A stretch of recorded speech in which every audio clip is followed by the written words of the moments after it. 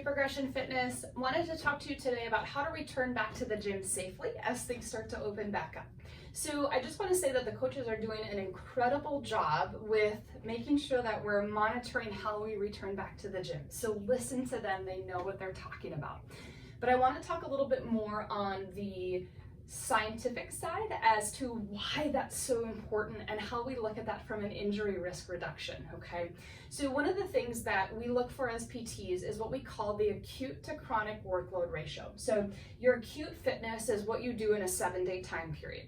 Your chronic fitness is what you do over a month period. And our goal is to obtain a high chronic training load. That's going to equate to more fitness, right? What you do over the course of a month, a year, 2 years, that equates to your fitness level, okay? So our goal is to optimize your performance, minimize your injury risk, and we look at that from what we're doing in the acute to chronic ratio, okay? When we are training, we want to make sure that our acute to chronic workload ratio is between 0.8 and 1.3, okay? So about a 1-to-1 ratio. If we start to shift or spike our acute training volume, that's going to shift our ratio closer to 1.5, and that starts to increase our risk of injury, okay? So we want to make sure that we're not coming back to the gym and going as hard as we can, as fast as we can, as heavy as we can. Because likely for most of us, we haven't been doing that over the last 3 months, okay?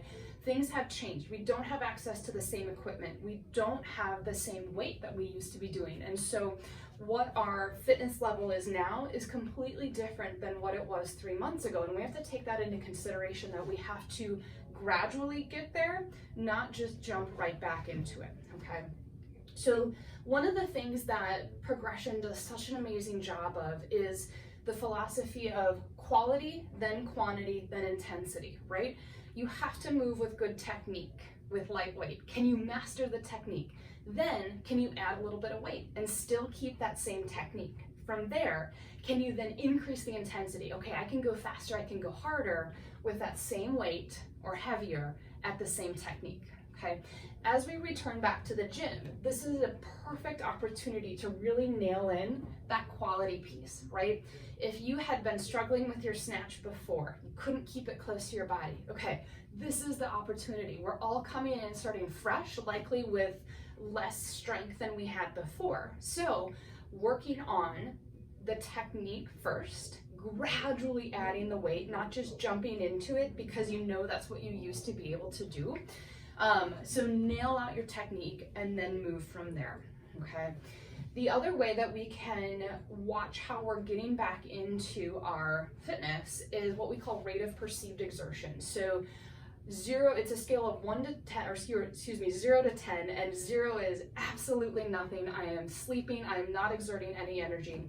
And 10 being I am doing a 1-rep max, or I am doing a all-out sprint, okay? The goal is that we're working somewhere between a 6 to a 7 RPE, where, yeah, I worked pretty hard, I feel myself working, but I had a little bit left in the tank. What the tendency is we get back to the gym, we're excited, we want to do it as hard as we can, as fast as we can. I'm going to get my fitness back ASAP. But then we tend to ride the lightning, okay? And we're going into that red line. And then we do that over and over and over, and our body just isn't prepared for that, and that can set us up for injury. So going in and making sure, okay, I'm going to work hard today, I'm going to get a really good workout, but I'm not going to push myself so hard that I'm hitting that 9 or 10 on the RPE scale, okay? The other thing is making sure that you're programming in rest days. Super important as we return back to the gym. Again, you're going to want to go 5-6 days, and I commend you on your dedication, but we're not at the same level as we once were. And so making sure that we gradually get there, not just starting off with that week 1, okay? So program in some rest days where you can still do active recovery, you can still do some things, but that you're dialing down that intensity and allowing your body to basically recalibrate and rest and recover, so that when you get back to that next workout, you're not so tired that your form gets sloppy and then you're looking at injury, okay? So these are just some things to be thinking about as we return back to the gym.